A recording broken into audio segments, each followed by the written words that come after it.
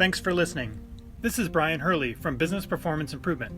The podcast Lean Six Sigma Bursts are short lessons, comments, Q&A, and insights. Contact me at biz-pi.com. In today's podcast, I'd like to talk about some opportunity that I think is really impactful for manufacturing companies, and that's looking at your downtime. Downtime is when you have a process, typically it's an equipment or machine that is not functioning and running actively. But first, let's look at the business case of downtime.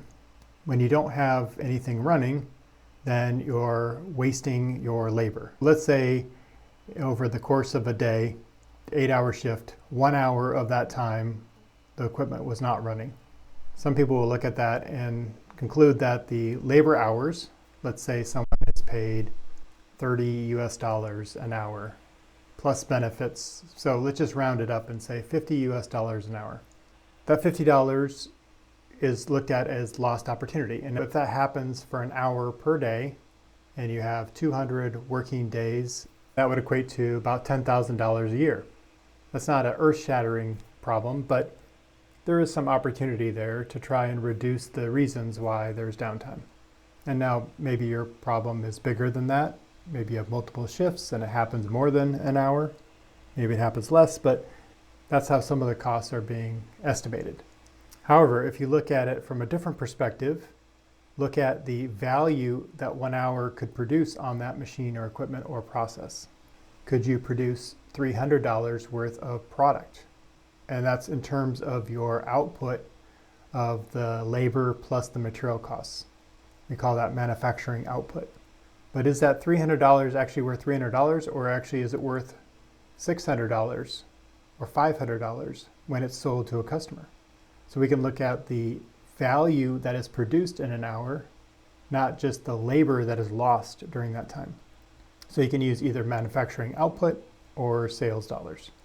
So if an organization can start to track downtime, they can find out what kind of opportunity they have. So every time the equipment stopped or not running, then they should track that.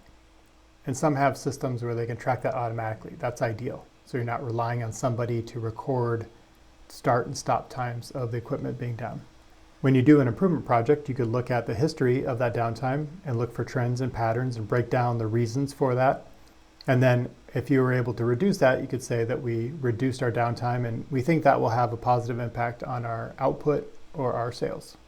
Now you have to assume that there are customers willing to buy that material that you produced.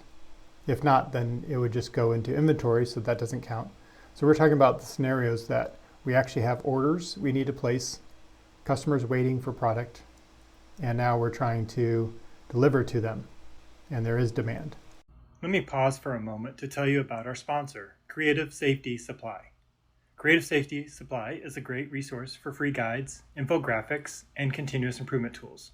I recommend starting with their 5S guide. It includes breakdowns of the 5 pillars, ways to begin implementing 5S, and even organization tips and color charts.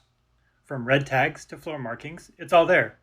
Download it for free at creativesafetysupply.com/5S.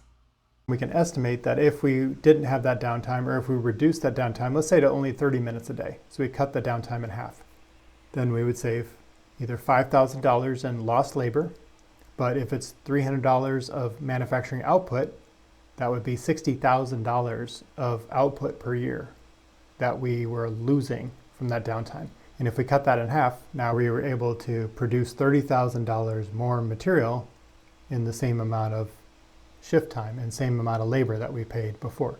But actually the downtime isn't the best way to look at the metric. What you want to look at is the actual output being produced. So if you have less downtime, it should translate to more output. And if it doesn't, then there's a problem there. So output is what finance can track and monitor. So the downtime reduction is a soft savings because you don't know if it's going to translate directly to output. So we would track and want to see that the output actually did go up with that more available time on that equipment. So that's a good tie-in to the financial data and not just relying on our process data of the downtime calculations. Because again, we can't be 100% confident in those numbers depending on how that downtime is collected. But the output data is much more trustworthy because that's something finance will look at pretty regularly. And most organizations should have a good system for tracking output. So what are the reasons that you have downtime? There's three main reasons. The first is you run into quality issues.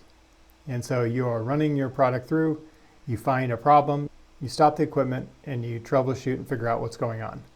Maybe there was an incorrect setup. Perhaps the equipment has glitched or there's been an issue. So we would want to create a Pareto chart of the reasons that we're having the issue. If it's a quality issue related to spec limits, then that might take us down a different path of looking at variation and capability studies and gauge R&R studies and a lot of the Six Sigma tools. If it's just pure errors and mistakes being made, there's damage, blemishes, things like that, we can use Pareto principle, 5 whys, and things like that to address it. Another reason we might have downtime is setup. Maybe when we're changing from one product to another, we are waiting for the machine to get back up and running because the setup takes a while. If that's the case, then we can look at setup reduction efforts like single minute exchange of die or SMED, and look at moving the internal activities into more external activities that can be done before the setup or after the setup. But when that machine is down, there should be all hands on deck to get that thing up and running and functional so we can produce more product. So a lot of lean methodology is involved in that to identify the waste in that setup process. The third part could be breakdowns, where the machine stops working and functioning properly. That's where we want to look at our total preventive maintenance or TPM activities and try to identify what are the things we need to be doing proactively to keep this equipment running. And a lot of times what we find is to keep the machine and equipment running, a lot of the preventive maintenance is neglected or pushed out or delayed. So we keep pushing and hoping that it won't break down, but we run out of luck and it breaks down. And usually it's much more damaging because we let it go too long. Just like when you have a vehicle and you don't take it in for servicing, you don't get the oil changed, you keep driving it, then you ruin the engine. And so the costs you were saving temporarily by not doing the oil change leads to higher costs later with damage that's very expensive. You also want to look at the response time. So when there is an issue, is there someone who can come out quickly and try to troubleshoot it right away? Or does it take a while to get some attention on that problem? So that's an opportunity you could look at as well. And there's some other reasons that you might have downtime, but those are some of the key things you want to look at. Downtime is something you should be tracking if you have equipment and machines and servers that are essential to your business. Look at that time. Don't look at just the lost labor, but look at the output that you could have produced if that was functional and up and running. It should tie directly to actual output. So just improving the downtime itself should be an indicator that your output will get better, but that's ultimately the real test. That's the financial number where we see hard benefits, when you can see that the output has increased. And I was just involved in helping a team that had a great big success story because they were able to improve the productivity of that machine and get higher output. And when we don't have good downtime, we have to look at our quality issues, our setup, and our preventive maintenance program. And if you can address those issues, you can lower your downtime, increase your output with the same amount of labor and resources and overhead, and you'll see some significant gains. So hopefully that was helpful. If you have questions, reach out, and I'd be happy to help you out with your downtime project. Thanks. I'm pleased to announce the launch of Lean Six Sigma Ecosystem. Within this membership group, you can have access to many different templates, videos, case studies, and courses from my over 25 years of process improvement experience. Many templates and courses are available for free, such as 2-Second Lean, Lean at Home, 5S and Visual Controls, Kaizen events, Six Sigma White Belt, applications of Lean in healthcare, and Intro to Root Cause Analysis.